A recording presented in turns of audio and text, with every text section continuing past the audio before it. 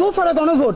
আপনি গণভোট দেন, আপনি বলেন যে এই সরকার রাষ্ট্রীয় পর্যায়ে এই সংস্কারগুলো করতে চায়, যে এইভাবে হবে না, একজন 10 বছরের বেশি প্রধানমন্ত্রী থাকবেন না, অথবা আমরা আর একটা এভাবে সাংবিধানিক কাউন্সিল করতে চাই যেখানে একমাত্র নির্বাহী বিভাগ বা প্রধানমন্ত্রী সকল কিছু তিনি ডিসিশন নেবেন না, ক্ষমতার একটা চেকস অ্যান্ড ব্যালেন্স করতে চাই, রাষ্ট্রপতিকে আমরা সরাসরি জনতার ভোটের মাধ্যমে নির্বাচন করতে চাই, ক্ষমতার বিকেন্দ্রীকরণের জন্য প্রধানমন্ত্রীর কিছু ক্ষমতা আমরা রাষ্ট্রপতির হাতে দিতে চাই, যাতে চাইলেই একজনে ফ্যাসিস্ট কাঠামো আবার তৈরি করতে না পারে। ঠিক আছে, আপনি একদম লিস্ট আকারে দিয়ে তারপর আপনি গণভোট দেন যে এই ব্যাপারে আপনারা রাজি কি রাজি না।